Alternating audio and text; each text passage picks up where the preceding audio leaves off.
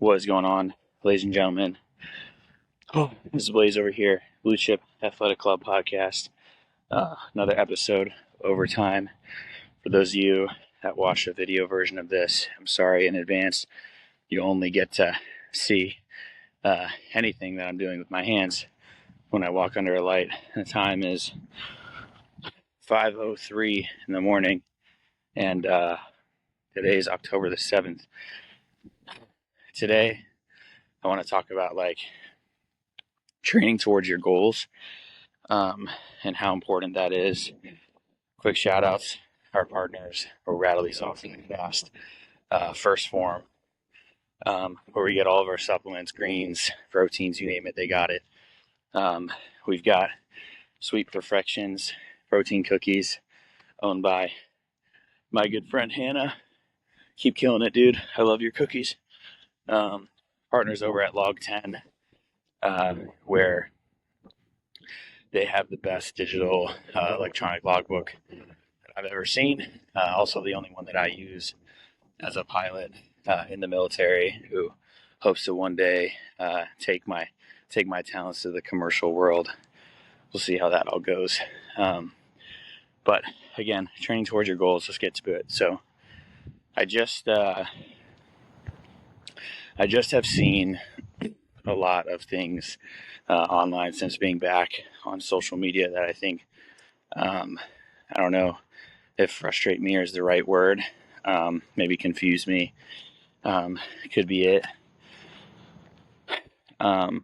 There's a lot of information out there, man. The amount of information about health and wellness, the fact that you could Google one day how beneficial a cold plunge is for your body, or hypertrophy training, or max effort lifting training is honestly ridiculous, because the second that you search that, there's another article that's the second hit that disproves everything that the article before it said. Which, how in the hell are you supposed to make an educated decision in your own health if that's the case? It'd be like saying the sky is blue, Googling that, and then another article saying the sky is red. It just doesn't make any sense.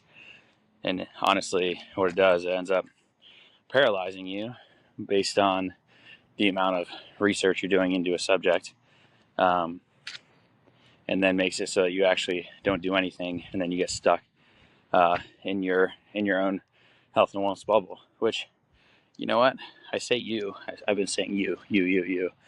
No, that was me.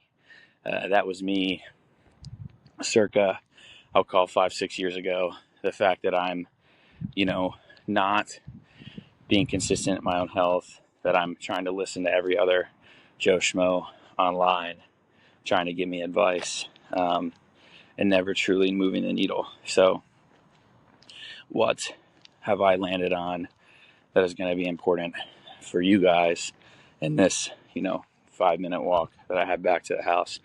Number one, training is individual. You cannot blanketly say that, somebody needs to just lift super heavy weights all the time, because maybe that person's goal does not align with lifting heavy weights all the time.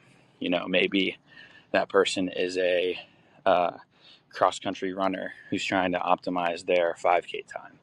Maybe that person is a triathlete who's trying to build their metabolic base, their cardiovascular system, the engine, if you will.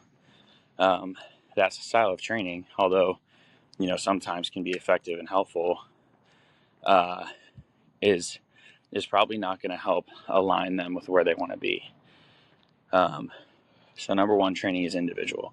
And I think that comes down to knowing a bit about yourself, knowing a bit about your natural tendencies, and knowing a bit about what your goal inevitably is, right? If you're somebody who wants to go and train in a bodybuilding show, you shouldn't probably be going out and doing a ton of functional training and we'll call like sprint intervals, plyometrics, all those things, because it's not going to help you look the best on stage. And on that same vein, I feel like there's a lot of people in the health space who that is what they aspire to be, because they've seen, I don't want to call a company out, we'll say, XYZ company who has a model who's, absolutely shredded to the gills, and they're like, I want to look like this guy, and they're modeling clothes that they like. And the reality is that person's been training probably their entire life. They also probably have a genetic gift, and they also may be enhancing themselves with some steroids on top of that. So, can you dial back the clock and start training again, 30 years ago? No. Could you take steroids? I mean, you could, if that was in alignment with your goal. I'm not here to tell anybody what they should or shouldn't do. But the juice sometimes is not worth the squeeze. And what I mean by that is, what part of that health journey steals from the rest of your life? Let's say I am somebody who wants to compete in a bodybuilding show, look ripped like Rambo. That's going to require you to get up at 5 a.m. and do, cardio before you go into work, and then a lift when you get back. And your partner, spouse, kids, whomever may end up suffering with some time away from you. You may end up not able to go out with your buddies and have a beer because that goal comes first. And there's definitely something to training delayed gratification. I think that that's valuable. I've probably actually done an episode or two on here about delayed gratification, but the reality is that you cannot say for all cases everybody should lift heavy 1 rep max. The way a strongman trains is not the same way that a track star in the 5K is going to train. And I think everybody inherently kind of knows that, right? So there's no one size fits all for training, which is nice. That should be something that kind of helps narrow down your decision. It helps you kind of be more intentional, be more focused. So what did I do to figure out what worked for me? Well, I took a second and I decided, hey, what is my current body type? What is my body type if I do nothing? And I would say I'm more, and I've done a podcast episode on this before, but we'll call 3 basic body types. There's probably more research and more terms out there, but essentially one is like you're naturally, if you didn't lift a single day in your life, or you didn't run or move or anything like that, your metabolic rate's super high and you're basically like a beanpole. And I think everybody probably knows somebody like that.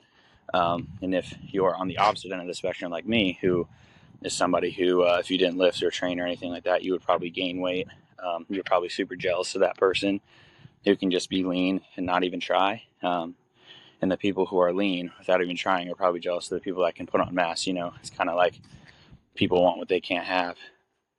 But figuring out, hey, and there's probably something in between there as well. In between there, we'll call that the perfect athletic build, the NFL football player, the, whatever athlete you want to plug and play into that mold is probably that person. So it's what training pushes me closer to my goal, knowing my body's natural tendencies, knowing those questions about where you are kind of in the event you did nothing, which I think can be really helpful. And knowing that there's not one size fits all. You can't just go to the gym, train like a bodybuilder, and then look that way without some amount of sacrifice, or without, really truly knowing where you want to end up in your goal. So for me personally, what I landed on is I want to be able to play sports until I die, until I keel over, and there maybe I'm like the former owner of my house here in Florida, who he rode his bike every morning till he was 95, and then he had ridden his bike one morning, comes back to his house and has a heart attack in his house. Talk about a good way to go out, dude. Like doing the stuff you love, and then not being in a home, living independently. Those are things I aspire to be. So I want to play sports till I die. And for that, I need to train like an athlete. I need to train plyometrics. I need to train cutting. I need to train sprinting. I need to train weight training as well under load, because when you're playing sports and you're tired, your muscles, ligaments, tendons, your body needs to be ready for that stress that you're placing on it. So in the event that I'm, out there training and I am playing basketball, for example, and I go out and I try and make a cut, and I'm tired, so I'm less coordinated by default. I need some amount of strength, some amount of coordination, some amount of balance, some amount of base, so that I don't go out there and hurt myself. And that, I think, there, the injury rate for adults playing sports is probably a lot higher than it needs to be, than it could be. And knock on wood, I've been pretty fortunate recently, but the injury rate is probably a lot higher because we don't train that way. People are like, oh, I'm going to go to the gym, and then they do a CrossFit workout, or they are going out and they're lifting like a bodybuilder. And it's like, bro, like, if you're going to go out and lift like a bodybuilder and then you're running on one foot and you try to make a stop and you try to make a jump cut in basketball, how are you expecting your body to respond like a bodybuilder, not like an athlete? Because you haven't cut off of one leg, you haven't done skater hops, you haven't done plyometrics, you haven't done box jumps, or any amount of, we'll call sprint training, form training, any of those things. So how can you truly think that you can go out there and play basketball and then perform?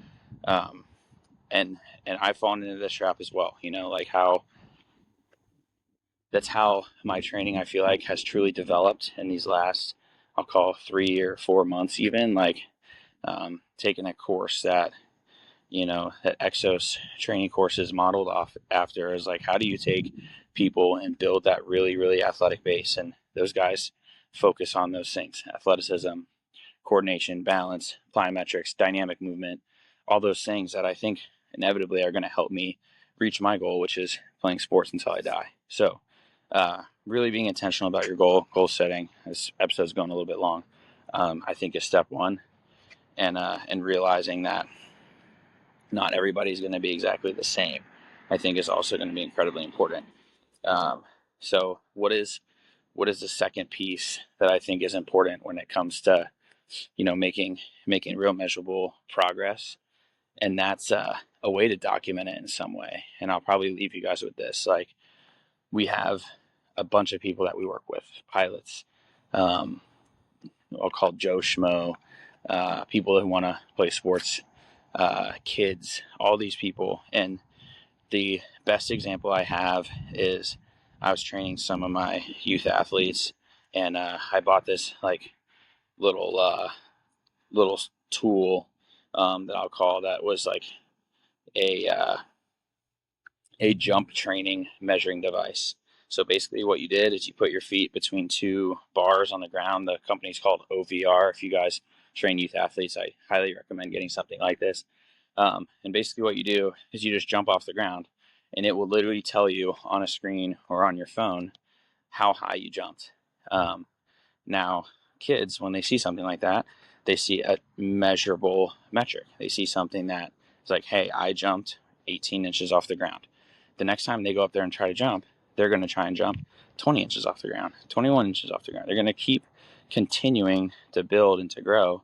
And it's something that you can then go back in, a week, 2 weeks, a month, 3 months, and measure against. You can take that data, you can take that point, because remember, all of the metrics are just a point in time, whether it's a scale weight, whether it's a progress photo, whether it's a distance that you jump, a height that you jump, a reactive time off the ground that you jump. Any of these things are just kind of progress points for where you are. And you can take that information, you can build that into your program and be like, I want to improve at this metric. How do I do that? And that can be incredibly helpful. So finding a way to build in a measurable thing that you can take with you, and continue to build on, I think is inevitably going to be something that continues to grow in importance as you start on your health journey. So that's all I got for you guys for today. Quick little post sprint and plyometric interval day for me, because again, I want to play sports until I die. Somebody's going to be, watching me walk my way unassisted to a basketball court. My grandfather still plays and he's 85, 84, 85.